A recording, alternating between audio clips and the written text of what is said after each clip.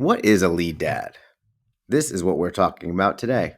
Paul Sullivan is the founder of Company of Dads, which is a media company and community platform for lead dads. We talk about what a lead dad is, am I a lead dad, how Paul's company supports lead dads, but also a little behind the scenes about how Paul built Company of Dads and his own entrepreneurial journey. I'm Anthony Franzese. This is the Successful Working Parents podcast, where we learn from busy working parents how they're able to balance it all and still thrive. Thank you for listening. Now, on to the show. Welcome back to the Successful Working Parents podcast, the podcast where we talk to successful working parents. Title still pending. My guest today, he is the founder of Company of Dads, a media company and community platform for lead dads. He's a father of three. Ladies and gentlemen, Paul Sullivan. Paul, welcome to the show. Anthony, thank you for having me on today. I appreciate it. Yeah, excited to talk to you. So I would love if you would just quickly introduce yourself and the background of your career. That'd be great. Sure. I founded the company Dads in February of 2022, but there's a lot leading up to that. For 25 years, I was a journalist, most of that time at the New York Times, where I was a weekly business columnist, ran some of the special sections, ended up writing a couple books. When I was there, I had a great, fulfilling career. And to be quite honest, it was all I ever wanted to do growing up. Like if I grew up in rural Western Massachusetts. If I could write for the New York Times one day, that would be it. And I had no idea how it was going to happen, but it did. And I jokingly say to people who know me well, I even was able to weasel my way into being the 7th-string golf writer for the New York Times, which as a golf degenerate was huge. But, about 5 years into my time at the New York Times, my wife came to me and said, I want to start my own firm. And she works in financial services, in asset management. And I said, have at it. Like my career couldn't be any more fulfilling. You should do what you want. You're great at what you do. Now's the time to take a risk. We had 2 kids, but they were quite young at the time. We have 3 now.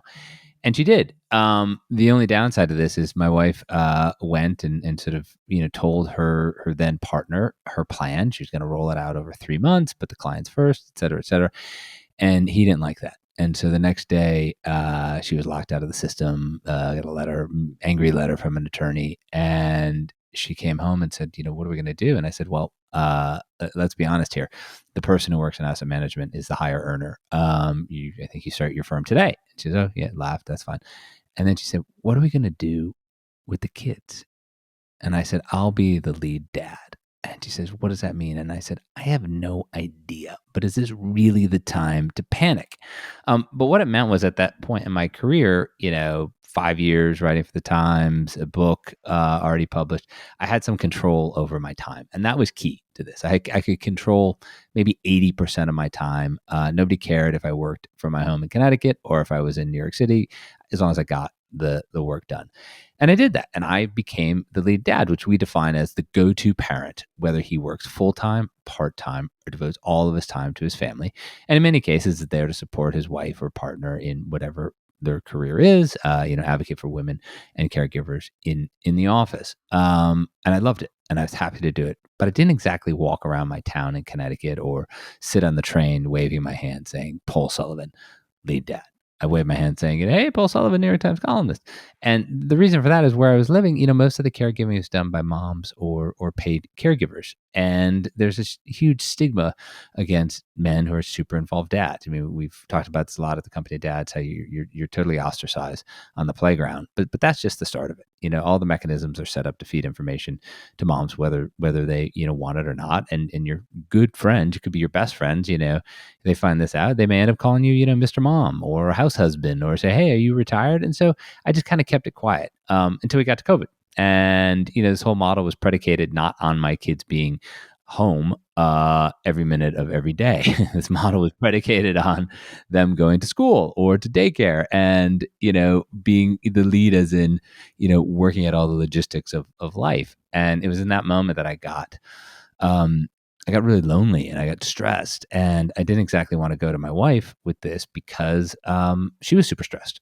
She thought, what's going to happen to this firm that I've been building? Is this going to be 2008 when we had the Great Recession all over again? Yeah. Nobody imagined that in 2020 that 2021 was going to be this runaway year for financial services. You would have been seen as a crazy person if you said that.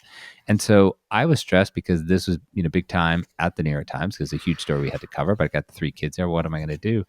And really, when I went online to look for resources, there was nothing. Tons of stuff for moms, all the stuff for parents, really for moms. A few things for dads, but mostly dads in distress. They got divorced. They had a drinking problem. What else? They were, recently incarcerated and kind of reintegrating into their community. All like super important, but not like what I was trying to do. And so then, Yeah. like the journalist that I am, I said, oh, maybe I'm wrong. Like maybe there aren't that many, lead dads out there, and maybe I just suck it up.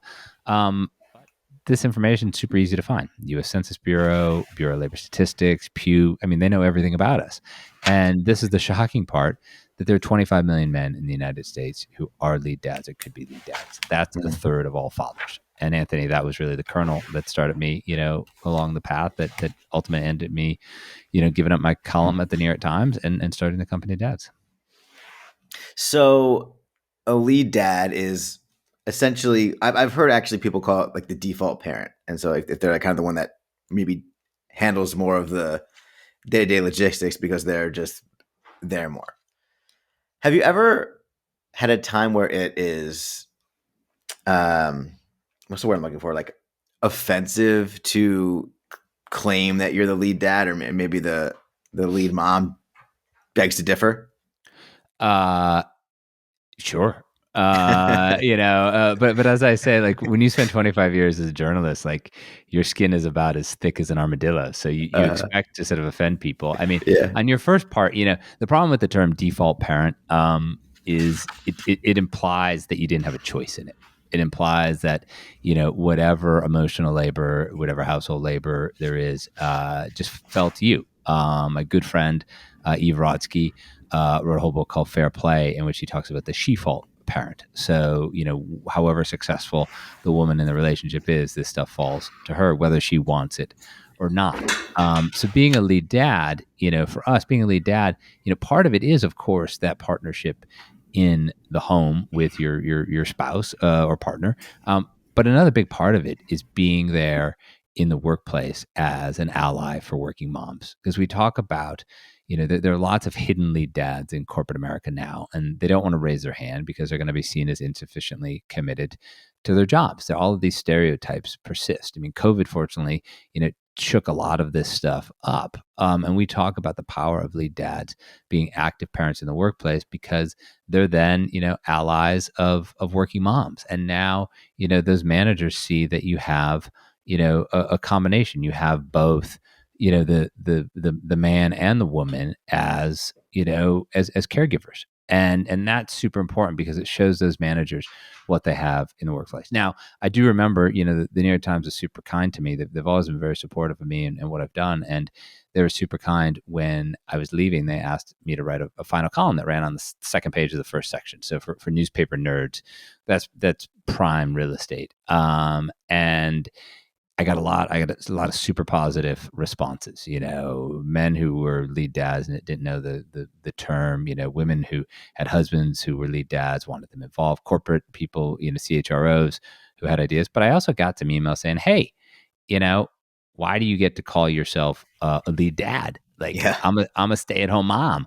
Why can't I be a lead mom?" To which I replied, "You should be, but that's not what I'm starting. You go ahead. You start the company of moms. Yeah. Rebrand yourself." I mean, Yeah. I think the term "stay at home anything" is lousy, because no parent who's devoting all of his or her time to their family is actually staying at home. They're in constant motion, getting their kids around, organizing things. Yeah, they may have a little downtime in the middle of the day, but they're working, early in the morning and late at night. So that term, I think, is one that we need to retire. Stay at home anything should be put out to pasture. Yeah. Well, I would identify myself as a lead dad as well. So, if my wife listening, I think she'd agree. I don't think she'd be take it the wrong way. But just because my wife is a principal of a high school, so she's gone all day, and I work remotely. I do work full time, but I work remotely, so I have the flexibility to drop the kid off at daycare and take care of some of the domestic duties around the house. And so I do feel like I've assumed that role. So it's really cool to see a community that you're building and a platform that you're building to support people that are doing that. It's a great point, I think, because one of the things obviously I come from a background as a writer, so I choose my words very carefully. And that's why we talk about the lead dad as the go-to parent. We don't talk about the lead dad as the primary parent, because that then assumes to have a primary parent, you also have to have a secondary parent. And that's not what we're talking about here. We're talking about, that person who, opts to step up and step into a lot of these tasks. What do you think are some of the strengths that you've seen that a lead dad brings to the table? As far as when there is a lead dad instead of a lead mom, what are some of the ways that can shine? I mean, I don't know if they have any particular strengths above somebody who is the lead mom or lead parent. I think it's really more than anything stepping into something in a positive way. I don't think dads or moms do things better. I think they do things differently. And your example is a fantastic example. If your wife is a principal of a high school, she pretty much has zero flexibility. Like if you want to take a vacation in the winter, you're going when school is out. You're not saying, "Hey, honey, let's go away for a week." What the hell? Come on. Like other people Yeah. would, it just doesn't happen. Yeah. And so it's really about some portion of it for sure is having that work schedule that offers some flexibility. I mean, one of the things that we've proposed at the company dads that was been pretty well accepted is to ask companies when they can, when it's possible, to adopt what we call a care shift. And a care shift essentially means that it allows your lead dads, your working moms, your caregivers in general, however whoever comes into this, to sort of work in a designated way. So let's say, for example, they work every day synchronously 9:30 to 3:30. Now, they don't just work 6 hours in that day, but that 6 hour chunk lets everybody know that they're there. And then they finish up the other work asynchronously. You can send emails in the morning. You can send emails at night. You can work on a PowerPoint in the morning or a PowerPoint at night. But Yeah. really, I mean, if anything, anybody who's a lead dad or a lead mom, lead parent, the skill that they have to have is they have to be organized. They have to figure out the logistics and be ahead of things. It's a lot of, again, I come back to my friend Eve Brodsky. It's a lot of managing that mental load of always thinking about, okay, what needs to be done and not what needs to be done in the next hour, what needs to be done over the next week. So everything really runs smoothly and the family can fulfill its full potential. Yeah. I'd like to talk a little bit about the creation of Company of Dads. You did what a lot of people I think wish they could do, which is you have this idea, you look into it a little bit and say, hey, I don't think anyone else is really doing this, and you fill a need, right? I think that's entrepreneurship 101. So what did like talk me through like those early days? Like what was the first inception of it? Did it start out as a podcast? Did it start out as a newsletter? Like what was the first after you Google it and you realize it's not really there, what do you do? Yeah, that's an excellent question. And so after I found out, from real sources, like how many lead dads there were in the United States, I said, okay, um, that's a big number. What is this? And my first thought was maybe this is a book. I'd already written 2 other books, very different books, but they've both been successful. I love my career at the New York Times. But I said, okay, I need to sort of see if there's a real story here. And so I started talking to senior female executives with kids who were in my network. So this part is totally unscientific. These are just the people who would talk to me when I called them. But for the most Sure. part, they broke down into 3 categories. Some women I called up and they, awesome idea. I wish this title existed years ago. My husband was a lead dad. He did XYZ for a living, but I wouldn't be able to do what I did if he hadn't been there. Have at it. I was like, okay, great. That's affirmation. The second category broadly was, I met my husband. We fell in love X number of years ago. He was an awesome guy. But now that we have kids and our careers are both taken off, he doesn't do anything. And it's really starting to grate on me. And I don't know what this is going to do to our relationship. Have you thought of creating a lead dad boot camp? So I was like, oh, okay. That's a pretty good idea. I'm not write that down. And then broadly, the third group was my husband was deeply insecure around my success. He could never really manage the fact that I out earned him or that I was busier than he was. We fought a lot. He was not a lead dad. We got divorced. We got divorced X number of years ago. And it was a final conversation I had with this woman named Leila Brennan, who had worked in a very senior role in marketing at GoDaddy and then went on to work for GoDaddy's founder, this guy named Bob Parsons, She has a lead dad and her husband, Kevin. And she said, this is a really good idea, but whatever you do, don't write a book. And I said, why? I like books. I write books. I read books. No, no, no, no. You're missing the point here. This is the summer 21. She says, the moment for this is now. This has to be a media company and a community platform because the need is huge. And she and I talked about how, in the best of times, companies didn't get things right around their employees. Now, this was a in extremis moment, unprecedented moment of everybody being sent home to work. That's one decision you made. The second decision was how are you going to bring those people back? And that was way more complicated. It's kind of like people who talk about their prowess as stock pickers. It's one thing to sell a stock, but it's an entirely different and more complicated thing to figure out when do you buy it back. And that's what we were talking about here. And that conversation really, a light bulb went off, and I knew that she was right. It had to be a media company. It had to be a community platform. But the books I wrote, the panels I moderated, I gave a lot of keynote talks. I spent a lot of time, talking to companies as a business journalist. So I always talk to executives. And I knew that, again, companies want to get things right, but they rarely get things right on the first try. So it had to be a workplace education platform. And, as for taking the leap, I have to give credit to my wife. My wife said, "You just got to do this." She said, you for years, you've, written books and done all this other stuff while having your day job at the times. We've got 3 daughters. I'm super busy. It's just not going to work. Like, take a shot. Like, what's the worst thing that happens? You do it for 3 years and it doesn't work. I was like, okay. And she was right. And it was really her encouragement that said, take a shot. And then, as I said earlier, the jet fuel that really propelled this in the beginning was that final column that the Times asked me to write. Because then suddenly, overnight, millions of people knew why I was leaving and what I was going to go do. Yeah. So from a business standpoint, like what are the main components of Company of Sure. Dads? Sure. So we're 2 years into it. I'll answer the question what we have and how we make money. Is that fair? Is that the question? Yeah. Yeah. Yeah. So what we have is on the media side, we have a weekly podcast. We have a weekly newsletter with a nearly 50% open rate. We have a feature called the Lead Dad of the Week that sort of popularizes the notion of being a lead dad, but it also shows just how diverse this group of lead dads is, every possible background you can imagine. And then we've done some limited run features here and there where we're following this guy for a year as he transitions from being a touring musician into being a lead dad. And so we do limited stuff like that. Community has been a combination of sort of New York local, in-person meetups, but also a monthly meetup, and each one has a theme. Some of them are funny, some of them are factual. And then the workplace education began as keynote talks and seminars, but those are really time consuming and hard to scale. And so we've just partnered with a company called Authoritative that is helping us create a B2B2C course that will be delivered over text or Slack or Microsoft Teams.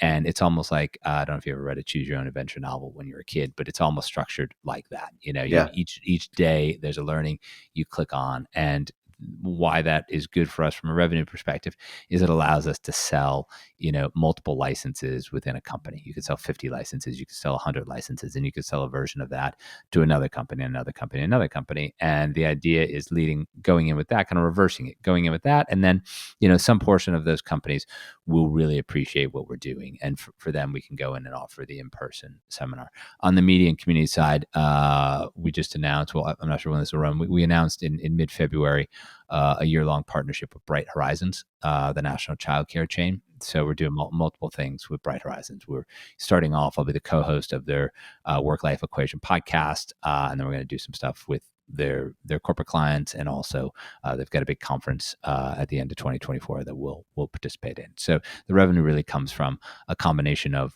partnerships on the media and community side, and then coursework and keynote speeches on the education side. That's awesome. So if I'm a lead dad, what are some of the main values that I would be getting from your resources? Is it like just understanding how other dads are doing it? Is it like what am I likely to learn? I mean, the most important thing that you're going to learn, like anything to do with parenting, is that you're not alone. We're really pushing to normalize the role of being a lead dad. I would love it. The biggest, most audacious goal is for the company of dads to become the CNN of fatherhood. And by Yeah. that, I mean, this is where you're going to go to have a very normal conversation, maybe even a boring conversation about getting the resources you need to be a super involved parent. And you're going to look back and you're going to think, wow, somebody once, disparaged involved dads and called them Mr. Mom. Like, wow, somebody once disparaged a dad who's helping out his spouse by calling him a house husband.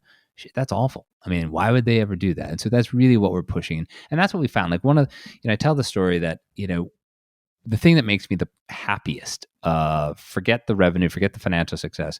The thing that makes me the happiest is when I bring together a group of dads, a group of men who have nothing else in common except that they are lead dads. And I tell us, like, if you knew me better, you would know that I don't know anything about football. Like, I literally, like, I was kind of like my daughters in that I wanted to watch the Super Bowl this year because I was rooting for the Chiefs because, I got 3 daughters. I listened to a lot of Taylor Swift music. But, one of our board members, a man I'm really glad to call a friend, is a guy named Najee Good, who won a Super Bowl in 2017, playing for the Philadelphia Eagles. He sacked some guy named Tom Brady. Maybe you guys know who this guy is. I've heard of him. Yeah. Yeah, I've heard of him too. He's But all right. he's all right. Sacked him, intercepted him. They won a Super Bowl. And Najee, he's a lead dad of a single lead dad of 2 girls. He's got full custody of his daughters, and he's involved, and he's a partner, and he's a great part of the company of dads. We also have, we have another guy who's a single dad by choice in Los Angeles, trying to make a go of it as a freelance writer in the advertising industry. And he and Najee can have a conversation. And they're not having a conversation about what they do professionally. They're having a conversation over being a lead dad. And that's the most powerful thing, that we can connect dads across all kinds of lines and bring them together as lead dads, as men who are super involved in their families. Yeah. What about some of the lessons you learned along the way? So when you're building this out, what are maybe some of the early mistakes that you made? What are some of the things that you Oh, wish man. you knew when you get started? I mean, I don't think my mistakes are any different than any, first time entrepreneur. I mean, the person who built out the platform in the beginning, way overcharged me. And that was super painful because I didn't realize it until I got somebody in later on who said, this wasn't really done the right way. This is, so that was really, that was a huge mistake. And it's 2 years on, so I try not to think about it anymore. But but I don't think that's any different than anybody else's. The way I conceive the company of dads was not wholly dissimilar from how I kind of conceived my career as a journalist, which was, if I could produce high quality work on a regular basis, I would draw attention to what we're doing. I could help popularize the term lead dads. I would get the company of dads in the conversation, and then people would start saying, okay, this guy is trying to do something that's good. It may be a for-profit model, but he's trying to help men. He's trying to help working moms. He's trying to help caregivers. He's trying to help companies, think differently. And that did not happen, overnight. Obviously, there's a lot of excitement in the beginning, and now, 2 years on, we're reaping the benefits from that with some great partnerships and revenue opportunities. But there was a point in the middle where I'm like, I got to just keep going. I got to keep going because I don't know what's going to work. One of our most popular early podcasts was with a guy who's just a totally normal guy who had an interesting story. But if you Googled him, you wouldn't even know who he was. And I don't know why it took off. And then, you'd have some, really famous people on and it wouldn't do as well. And so I said, that was kind of the life of a columnist. Like, I wrote somewhere around 50 or 51 columns a year at the New York Times. Not everyone was great. If I got, 5 or 10 good ones in a year, I was happy. And I think maybe that training and sort of persistence as a weekly columnist kind of helped me with this. But yeah, I think that the big and besides, that's the positive stuff. Head down, keep going. Negative is overspending, and the other part is early days. I hired some people to help out who overpromised and underdelivered, which I guess is another form of overcharging me. And I beat myself up for it. But then I talked to people way more experienced in this than I was, and they said, "Look, if you get 50% of your hires correct, you're doing well." And this is a shout out to the New York Times. I mean, you get kind of spoiled there because everybody, there are all kinds of different personalities at the New York Times, but everyone is really driven. Everyone is really driven, and they're really smart, and they're really committed to trying to produce the best, news product every single day. And so, yeah, there's some quirky dudes there, and but that everyone's really striving for the same thing. And when you go out and you hire as a first time entrepreneur like me, I made mistakes. I hired some people I thought would be great, and they turned out to be less great, and that was painful. But I had to own it. I mean, that was as much a reflection on me and what I wanted to believe as it was on them and what they told me. Yeah. I mean, I can relate to what you were saying. One of my most popular episodes is just like my friend's wife, and one of my least popular is this guy that had like 80,000 YouTube subscribers, and it just didn't hit for whatever reason. And just I've had people on that don't have following that just it resonates, and people download it. So I get that. What about growing your audience in the first place? Like how did you do that?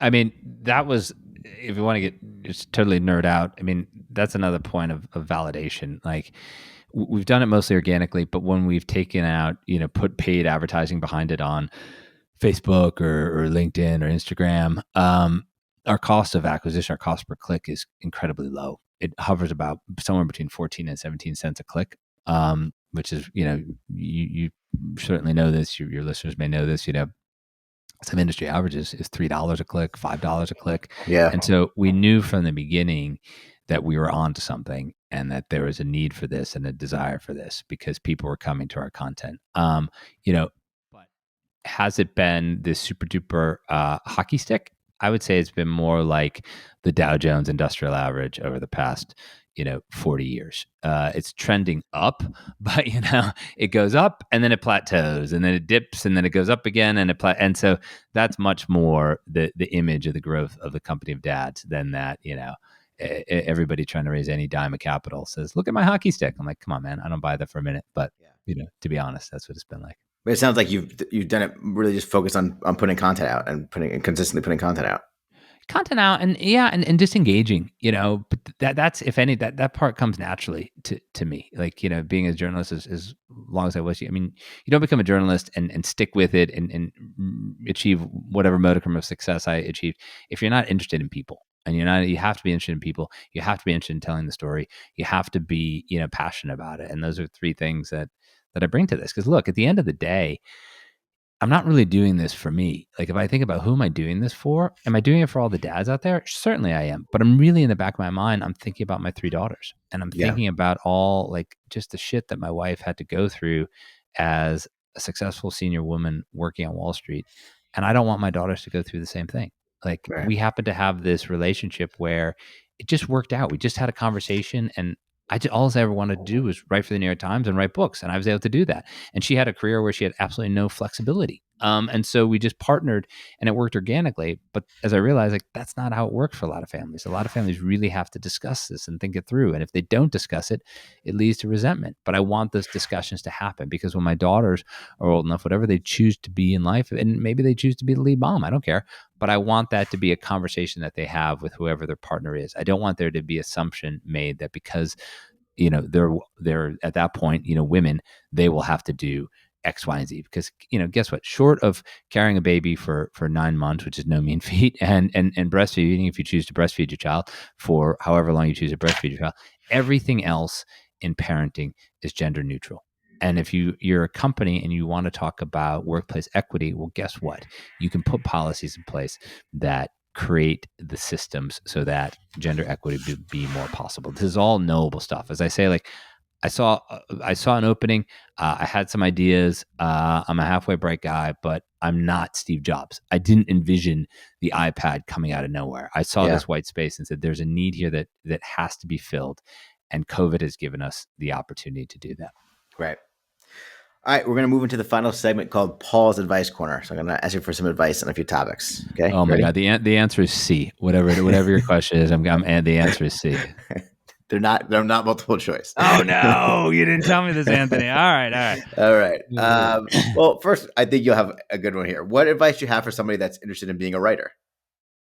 Oh, just keep doing it. I mean, it's the you have so much. You have to have a thick skin. You have to have an idea. You have to do it. When I moved to New York City when I was 23 years old. I went to college and then went straight to graduate school, and I kind of worked my way up. Horrible job, less horrible job, decent job. And I kind of worked. But every morning I would get up at like some godly hour, like 5 a.m. or 5:30, I forget, and I'd write other stuff and I'd write other stuff before I went to my day job. And I was so disciplined that I keep doing it again and again and again. And that's it. And, I look back and some of that stuff is not very good. But it was the act of writing, the act of committing to it. It's like anything you want to be good at, I don't know, you joking about the Super Bowl. I mean, one of the great commercials was the Dunkin' Donuts commercial with, Ben Affleck and all these Boston Oh guys. yeah, Tom Brady is in there. And in the yeah, clip, they're outside, throwing footballs through a tire. And of course, Ben Affleck and Matt Damon, they're bouncing all over the place. And Tom Brady could do that in his sleep. But he didn't get to do that and every quarterback, every Division I quarterback, every Division III quarterback can do the same thing. But the only way they got to be able to do that is doing it in their backyard again and again and again and again. And that's and writing is no different. It's just the repetition and the learning and also taking feedback. yeah. What advice do you have for a busy working parent? Delegate, be conscious that there's more than one way to do things. Don't micromanage. And if at all possible, particularly as your kids get older and your life gets more complicated, really lean into a calendar. As simple as that sounds, it's hard for some people to do, but there's nothing more powerful than a shared color coded calendar. So, okay, this is where I need to be. This is where I don't need to be. Because, what's the thing that causes problems in a relationship? It's stress. And what causes stress? The unknown. There's so many things in parenting that can be planned and known. And then you're ready for when when a kid gets an ear infection and you're like, okay, what are we going to do? Who's going to shuffle? But all the basic stuff is there already. Yeah. What advice do you have for self-care, especially as a busy working parent? Yeah, I mean, look, I am kind of like a self-care boa constrictor. And what that means is, a boa constrictor will, not that I'm strangling anybody, but a boa constrictor will eat whatever, a rat, a bunny, and it'll take a long time for it to digest it. You see it kind of going through, literally snaking through the snake. And I am somebody who, my one hobby is golf. My grandfather, who was a postal worker in Springfield, Massachusetts, taught me how to play golf with all of his retired, post office buddies. And I've done it since I was 10. I've done it for 40 years and I love it. And so I will, make time to multiple times a week when the weather's nice to go hit golf balls for half an hour. And that clears my head like nothing else. I try once a week to go play golf. I take my daughters, two of them, I take them to play with me, but that's something I really do.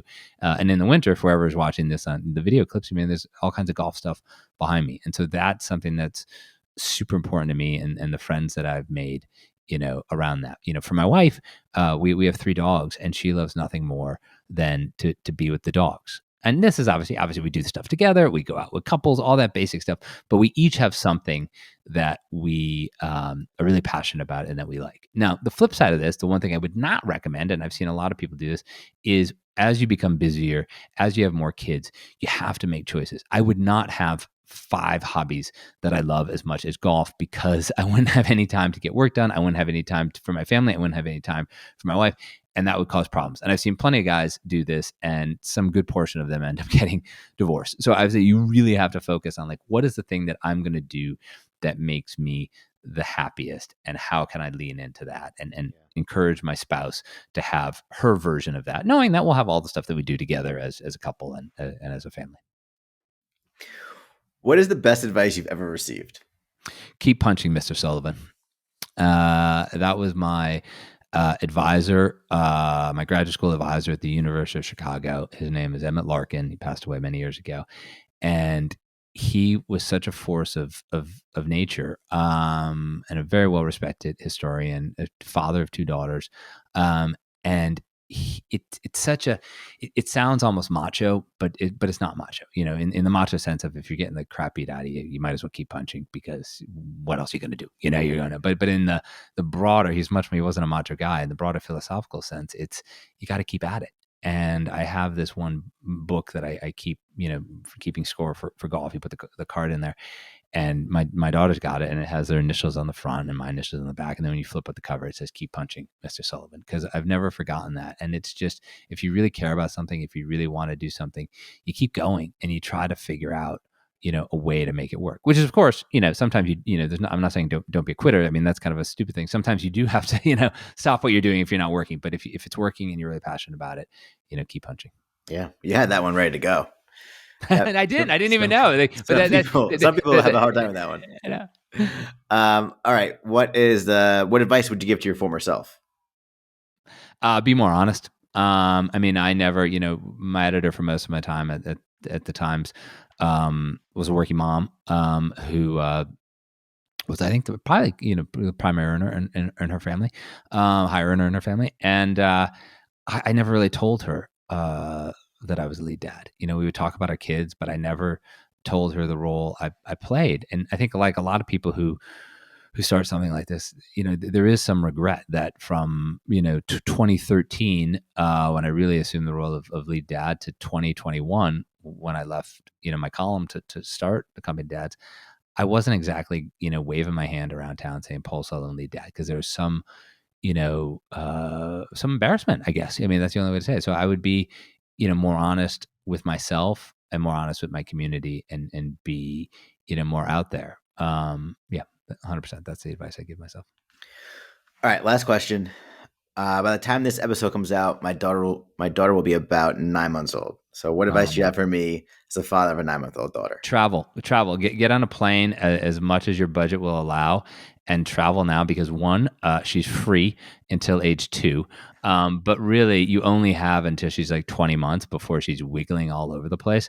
So if you and your wife want to go someplace, get on the plane, wherever it is, go, pack the stroller. It's a pain in the ass, but go and enjoy it, because then you go through this period from like age 2 to 5 where traveling anywhere is about the most painful thing you can ever do. And you come out the other end, but by the time you come out the other end, 6 years have passed. So Yeah, go wherever you guys want to go and just take her with you. that's helpful. Haven't heard that one yet, and we do have our first trip coming up in about a month. So appreciate that. All right, Paul. This has been a great conversation. Where can people go to learn more about you, connect with you? Anything you'd like to share or promote? Yeah, I mean, all social media. The website is thecompanyofdads.com. Sign up for our newsletter, The Dad, at thecompanyofdads.com/The Dad. Comes out just once a week on Sundays in your inbox. It's kind of your one-stop shop for everything about being a lead dad. Awesome. Paul Sullivan, ladies and gentlemen. Paul, thank you so much. Anthony, thanks for having me on. I really enjoyed our conversation.